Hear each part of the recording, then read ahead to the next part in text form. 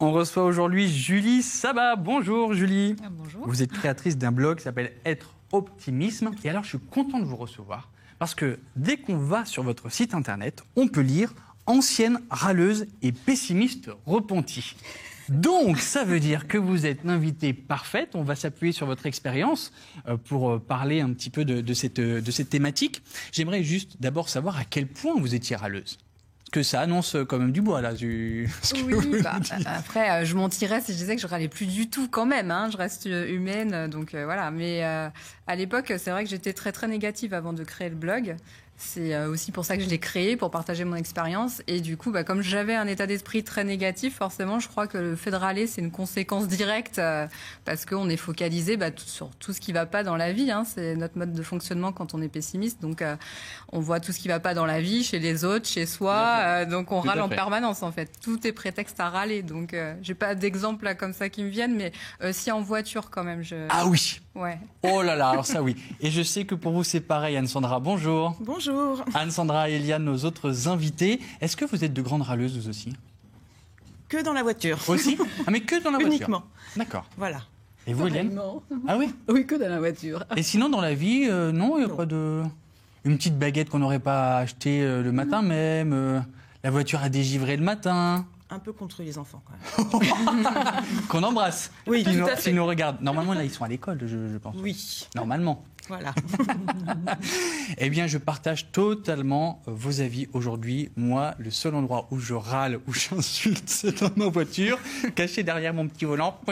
Voilà. Au moins, comme ça, on est tranquille. Mais dès que la personne arrive devant la voiture, là, Bonjour, comment ça va aujourd'hui? Vous n'avez pas mis votre clignotant? C'est pas grave. Julie, comment on passe de grande râleuse à créatrice d'un blog sur l'optimisme? Alors, moi, pour faire ma petite histoire en résumé, on va dire, c'est l'année de mes 30 ans que j'ai eu envie de changer. C'est passé plein de choses dans ma vie qui ont fait que voilà, j'en ai eu un petit peu marre moi-même en fait d'être dans cet état d'esprit négatif.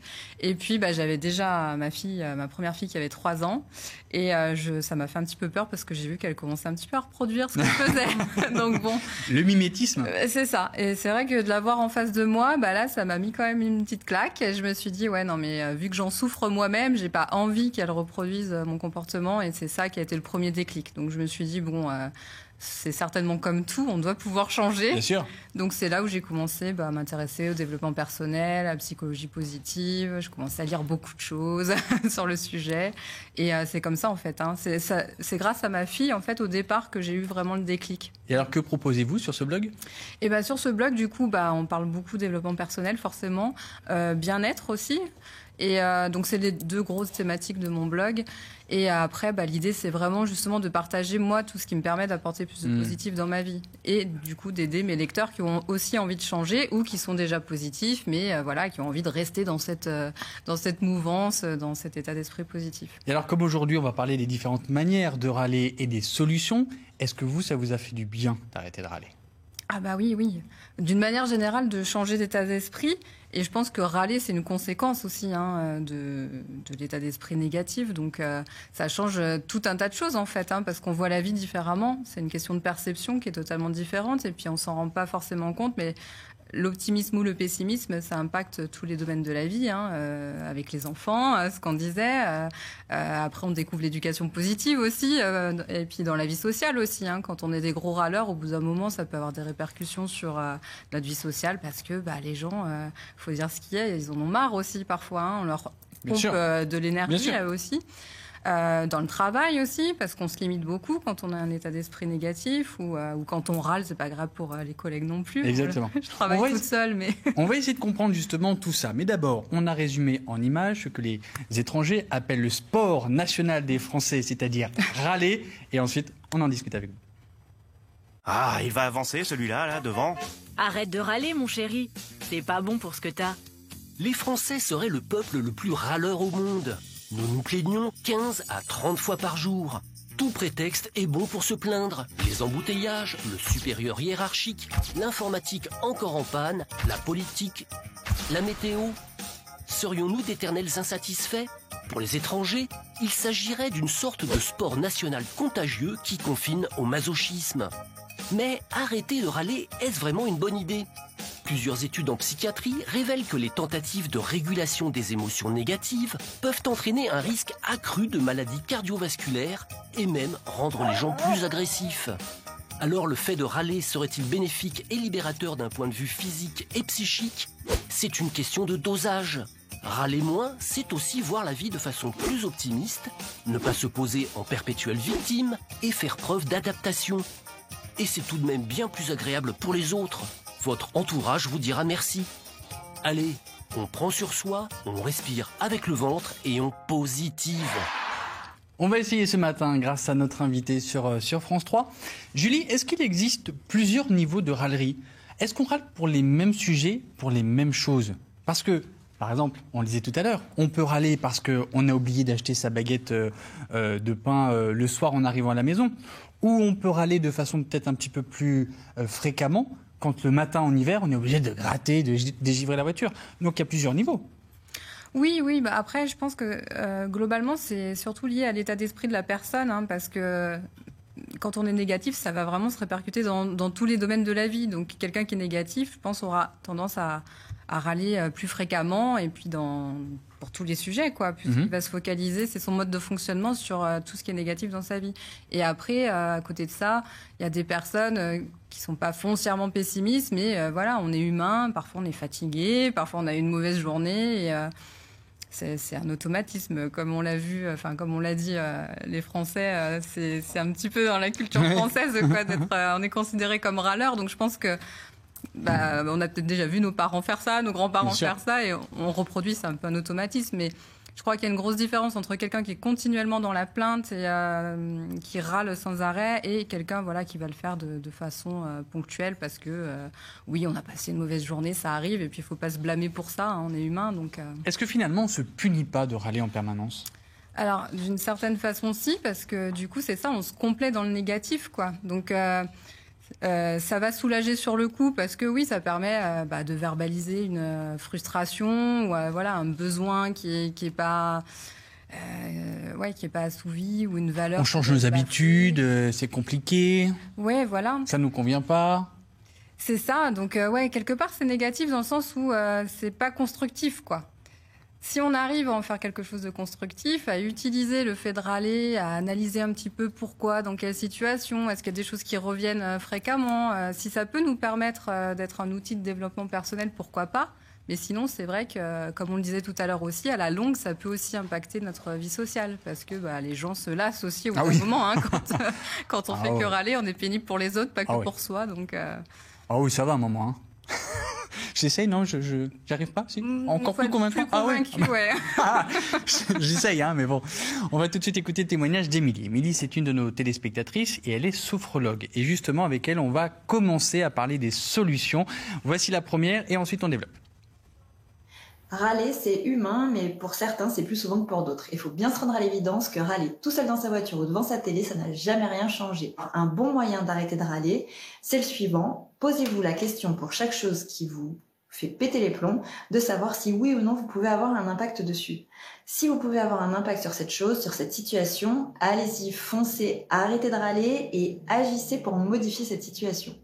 Par contre, si vous n'avez pas d'impact dessus, quel est l'intérêt de continuer à vous concentrer là-dessus ? Il n'y en a aucun. Lâcher prise, c'est le meilleur moyen de retrouver de la sérénité. Et voilà. C'est l'une des solutions, en tout cas apportée par Émilie, et je suppose que vous confirmez. Ah complètement, c'est ça. On peut pas tout contrôler. Donc comme elle le dit très bien, lâcher prise, parfois, c'est la meilleure solution, en fait. Hein. On peut contrôler, entre guillemets, que notre réaction face à la situation. Donc c'est toujours pareil. Si ça peut être un moyen d'évoluer, de comprendre certaines choses pour nous, pourquoi pas. C'est pas grave de râler, mais si c'est stérile et que... Mais est-ce qu'on doit le faire immédiatement ? Je prends un exemple tout bête. J'imagine une amie à moi qui s'appelle Anne-Sandra, qui serait au volant de sa voiture, par exemple, et qui pourrait engueuler la personne qui est juste devant elle parce que la personne n'a pas marqué sa priorité à droite. Vous voyez un petit peu le tableau ? Est-ce que Anne-Sandra doit analyser la situation tout de suite ou c'est une fois qu'elle aura vécu l'histoire et cette situation, je ne voulais pas me répéter, mais cette expérience, est-ce que Anne-Sandra devra faire l'analyse après ? Moi, j'ai tendance à essayer de le faire tout de suite. Mais après, je pense que ça dépend des gens. Hein. Si elle est vraiment au volant, concentrée sur ce qu'elle est en train de faire, c'est peut-être pas le meilleur moment pour y réfléchir. Mais si elle se retrouve bloquée dans un bouchon quelques temps après, pourquoi pas ? Autant en mettre à profit les embouteillages pour se poser la question de se dire pourquoi ça m'a tant énervé, pourquoi ça m'a fait péter un plomb que la personne... C'est un livre que j'avais lu, alors je fais une petite parenthèse, mais qui s'appelle Enfin libre d'être soi-même, c'est ça, justement, qui m'avait beaucoup fait rire, qui parlait, c'est la première fois où j'ai tilté ça, de l'attitude au volant. Et justement, en fait, généralement, c'est qu'il y a des valeurs très importantes pour nous qui sont bafouées, et c'est pour ça que ça nous fait péter les plombs. Alors, il y en a, par exemple, quand les gens avancent pas assez vite à leur goût, ils se sentent frustrés dans leur liberté, quoi. Ils peuvent pas avancer, donc ça les rend fous. D'autres, ils ont un besoin de sécurité très important. La sécurité, c'est important pour eux, donc... pareil, si quelqu'un prend des risques inconsidérés, ça va leur faire péter un plomb. Moi, je ne supporte pas, par exemple, ça fait beaucoup rire, il est gentil, mon compagnon, parce que pourtant, ça fait 15 ans que je râle pour les deux mêmes trucs. C'est quand je suis déjà engagée dans le rond-point et que quelqu'un d'autre rentre dedans, je ne supporte pas. Et quand quelqu'un ne respecte pas le céder le passage. Parce que le respect, c'est très important pour Absolument. moi. Donc, oui, voilà. Donc, faut réussir à analyser. C'est pour ça que je dis c'est pas grave, quelque part, de râler si on arrive à comprendre ce qu'il y a derrière. Pourquoi ça nous énerve tant ? Alors j'ai un autre témoignage d'une autre amie qui s'appelle Eliane et qui me dit « Moi souvent je n'arrête pas de râler parce que j'en ai marre quand il pleut, j'en ai marre, je perds mes lunettes dans mon sac, etc. » Alors pour Eliane, est-ce qu'on peut éviter l'effet cocotte minute ? Oui, alors Eliane, je pense que si... Si vous nous regardez Eliane. Oui, si Donc l'effet cocotte minute. Oui, l'effet cocotte minute, je pense que c'est pour ça aussi qu'il faut essayer de le verbaliser avant d'attendre que ça prenne des grosses proportions.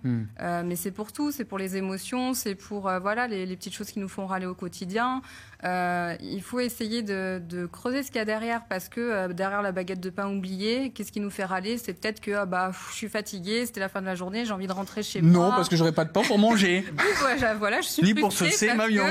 J'ai pas de pain. Mais il faut toujours essayer de creuser ce qu'il y a derrière et voir quel est le besoin qui est pas. Et de se dire que c'est pas la fin du monde. Oui, aussi, c'est pas la fin du monde, mais je pense que c'est vraiment essayer d'exprimer ses besoins, parce que des fois, ça dépend de tierces personnes, mais on n'ose pas leur dire. Alors, on va prendre sur nous, et puis après, on va râler parce qu'on a fait tel truc, mais on n'a pas osé dire à machin qu'on n'avait pas le temps, ou qu'on avait déjà plein de dossiers à faire, si c'est dans le cadre du boulot. Donc, c'est ça. Ça nous amène à vraiment nous interroger sur nos besoins. Et peut-être aussi éviter toutes les phrases du genre « Oh, ça me saoule »,« Oh, ça m'énerve », voilà. Comme ça, au moins, oui, faut les bannir. Oui, on se complaît dans le négatif, quoi. Oui, c'est ça, oui. Mais on s'en rend plus compte. Alors, puisqu'on est dans le négatif avec ces phrases-là, je vous propose un témoignage qui va nous faire du bien. C'est celui de Priscilla. Alors, j'étais une ancienne râleuse. Je le suis plus. Ce que je fais pour ça, 3 choses. 1, de la méditation et de l'auto-hypnose. 2, j'utilise de la communication positive. La manière dont on parle crée notre réalité. Plus on parle positive, plus les choses sont positives. 3, j'accepte les choses, j'accepte la vie comme elle est, j'accepte qu'on ne maîtrise pas tout. Si je résume ce que ça a permis dans ma vie, la vie est belle. La vie est belle et on vous le prouve ce matin. C'est bon, est-ce que les filles, vous allez arrêter de râler au volant ? Moi, personnellement, je pense que oui. Je vais faire un effort là-dessus. Je vais écouter les conseils de Julie, à revoir bien sûr en replay.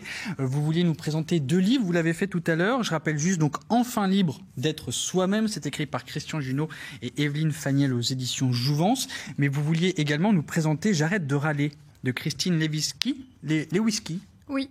Voilà, oui. aux éditions Erol. Voilà, pour les personnes qui ont décidé d'arrêter de râler, elle avait fait ce pari-là il y a quelques années, et puis au final, c'est transformé en une série de livres, parce que ça a été aussi... il y a différentes spécialités dans la vie avec les enfants, je crois aussi, au travail. Maintenant, il y a plusieurs livres, mais à la base, le premier, c'était celui-ci. Et ça découle de son expérience. Elle avait créé un blog, justement, elle aussi, pour suivre son évolution pendant ces 21 jours où elle avait décidé d'arrêter de râler.